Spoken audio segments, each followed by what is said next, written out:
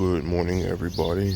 So, we've had a really deep soaking rain, which all of these plants really needed. So, I'm happy about that. I have this um, pot of prickly pear cactus, which before they thorn out, because they're not thorny now, that's why I haven't moved them. Somebody suggested that this isn't a bad location for kids and people who may touch them. I kind of agree, and then I kind of don't, because kids touch everything. Yeah, true, but I've gone past homes where the cactus was growing. Mine's just so happened to be in a pot, and if your kids touch them, then I don't want to say that's your fault, but like again, I've gone past homes where this was growing in the front yard with no fence around it, and it would be the same kind of thing where you just don't touch it. But I get it. I just don't know where else would I move it to. So I'm got some time before the thorns actually come out. Right now they're flowering, which is amazing. There's the if you have never seen it, these are most beautiful yellow flower that coats these prickly pear cactus, which are native to Pennsylvania, where I'm from. And then those flowers, if they get pollinated, turn into the prickly pear fruit. You can probably see one back there that's all shriveled and dried up, but yeah, they're quite nice plants that are prolific. If they're not in the pot and they're in the ground, they just grow and grow and grow and grow and grow. Even the dead parts from the winter, when it looks pretty sad, produces new growth. Like, it's kind of impossible to kill them. Not that I'm trying, but I don't do any special care, and they're low-bowed and they put on flowers and fruit every year. Never fails. It's just wonderful. We also have these pots here that have sedum in it, and I love these the clusters of flowers that grow on some of the sedum. And then when they're done, you just kind of pull that off, and it happens again and again once the flower gets mature. The rose clusters are done. I'll snip these off. I don't know if people know when you're snipping roses, although these are just falling right off on their own, but you usually snip roses down to the first set of 5 leaves, that junction there, and then it'll produce more buds, and I need to do that soon. But they were quite lovely.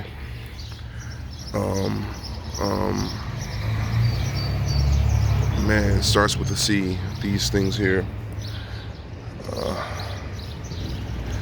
Hold on for a second while I Celosia. Yes, I have a yellow one there, as you can see, a pink one, and an azalea bush all in this pot here. The azalea is temporarily. I may leave it in this pot for a couple seasons, but I may also take it to the back alley. But the celosia is, of course, annual, so they're just here for the season. There's also some sedum back there, and then there's coleus on the other side. So I don't do very many pots, but I did one this year, and it's kind of cool. Some things that will continue with the garden, some things that will just be here for the season. Okay, here's my crepe myrtle, which struggles often. I love it. It's been raining, so the leaves are holding the water, and it's kind of like splaying out a bit here. I don't want to do anything to support it, because I want it to be strong on its own, but I don't want it to lean like that either, so I'm trying to figure that out. But I cleaned up the stems here in the beginning of the season because they were getting a powdery mildew before I started using the Bonide horticultural oil. But it's putting out a bunch of new growth. If you can see at the bottom here, it's just full of the new shoots. And there was also a second crepe myrtle here, which I had to completely cut away because it was just coated in mold. Um, this variety seems to be plagued with mold. I'll have to spray it again now that the rain has washed the oil off, and it's been helping because that when I cut completely off is pushing out new growth. So I'm glad I didn't lose it. I may have to dig it up and put it somewhere else because to have two here competing with each other may be too much. Um, but yeah, this is the front. Everything's looking good other than these roses, which again need to be deadheaded, but they don't have any holes in the leaves. The oil has been working. I know people are really struggling this year with their roses and them being eaten and turned into Swiss cheese. But this year for me, no, nothing. No yellowing, no nothing. I may have a few yellow leaves, but for the most part, that horticultural oil by Bonide has really saved the day. I got to get to these buds and cut them off before they try to go to seed and steal the strength from the plant. So I'll do that today. This is some more of the sedum, which I just love that wild look to that. This pot here was infested with ants. They were making this their home. This used to live on the porch, but I had to move it down here because the ants were just traveling up the house. So I flushed it several times. I used Dr. Bronner's peppermint soap and just flushed the soil. It didn't do anything to the plants. They're actually starting to come back after suffering from the ants. So I'm guessing we're gonna have a heat wave next week. Everything should pick up and do pretty good. It just, small setback. Good morning. Yeah, the ants seem to be gone, and again, I just love these flowers here.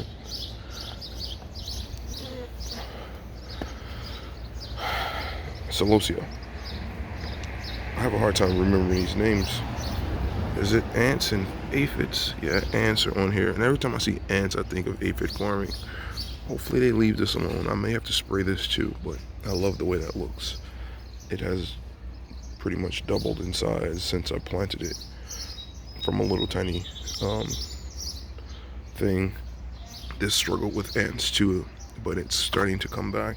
This is some more of that ground sedum, which I just love it. It can never be too much of it for me because it stays green. It has variegations in the leaves, and you don't have to do anything to it. I occasionally get some I don't know if this is clover or not. Yellow flower, looks like clover, maybe clover, but it's so easy just to pull out. You get the whole root. Of course there'll be more, but it's never really an issue because it's easy to remove. And you come in here and you have everything is just busting at the seams. I have the colocasia, which are finally breaking the surface of the soil. They're going to be wonderful over here. It's going to transform this area into something different. They'll be towering in their grand self in no time. I have this azalea which I planted this spring, which I thought it would probably get too much sun, but it's thriving because it's putting out a ton of new growth after flowering, so it's doing really good. Right next to that is a creeping phlox which has flowered and it's done. All the flowers just kind of disappeared, and it is okay. It has a little bit of browning here, and I think that's because we had a period where there wasn't enough moisture, but it's doing okay. And this is my invasion here. It's called a pennywort. If you had it in your garden where it was just allowed to just go free, it would literally take over everything. But here, because I have such a confined space, it can only invade so far. I don't really worry about it too much, and I can just shear it off the top and it stays really low. I can do nothing and it stays low, but you see here, this edge has been sheared, and it's like a more chartreusey green. This deeper green here is from older growth, but you don't really have to do anything to it. The polka dot plants here, they have put on growth. It adds a nice contrast to the pennywort. It's a variety of pennywort, but again, these clover type flowers just, and this grass grows in here, and I come and I pull it out. It's not a big deal to just weed those little things. I think this is clover, regular clover, and I'll just shear this off. But for now, I like it. I just don't want it to go to seed, so I'll come and pull out the flowers at least. And it just adds such a nice texture to the mondo grass and the creeping jenny, the clover, the creeping phlox, the pennywort. There's just so many textures in this boxwood here. You don't need flowers. I mean, I added a little bit of polka dot just for variation, but the variations of textures and color are what are attractive to me, along with this hedge of a low-growing evergreen here, which gives just a little bit of form and shape to the space. I'll lightly trim that occasionally, but I don't mind it mimicking the mondo grass and adding that spiky texture. These were from the dollar store. These are little porcelain balls. Just add them to the garden, and boom, it adds a bit of texture and contrast. This is my attempt at a topiary. I like it. It gives me an opportunity to fiddle out here and cut on something, and more of the prickly pear cactus. We have the wild berry, powwow wild berry coneflower. I planted those last year. I have 3 clumps. I have one here, and one here. And as you see, they're not wanting for anything. They're doing amazing. They're very close to being just a showstopper and being full of blooms, and they're going to look wonderful with the backdrop of that chartreusey, lemony, creeping jenny, and the lemon cypress over there. So I'm looking forward to that purple, that yellowy color. And then there's another one here. So it's very minimum variety as far as plants, because I have such a small space, but I think it's maximized by the textures of greens and stuff like that. I don't have a lot of plants. I have a balloon flower back here, if you can see it. It's about to start producing some buds. There's a purple sand cherry back there, which will eventually get a little bigger. That's a pot of nasturtium, which, as you can see, is very healthy and wonderful. There's a coleus under there, but you can't really see it. And I have to apologize for people who've watched the yard updates from about a month ago. I said that I had planted zinnias here. I was wrong. I planted mammoth sunflowers here, and they're doing good. It just they just won't be the zinnias that I thought I planted. I don't know how I confused those. I just knew I put seeds in the ground here and they were coming up. But those should be nice. The sunflowers with the base of the chartreusey green here. There's some rotting petals from the rose, which is looking a bit messy, but other than that, it's fine. I have another nasturtium here. I have a pot of dinosaur kale back there. This is my magnolia, which is leaning a bit, and I'm pretty sure it's because of all the rain. Hopefully it stands up straight.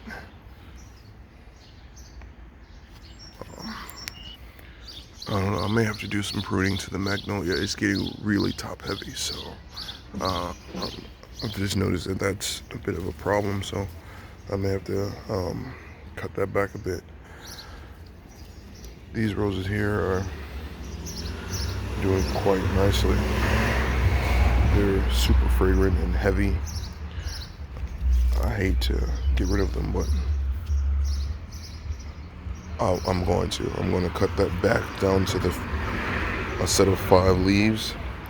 Like the petals are just falling off, and let that bush out again with new bloom. So I'll get to that today, so that I can start producing more growth. Again, it blocks such a beautiful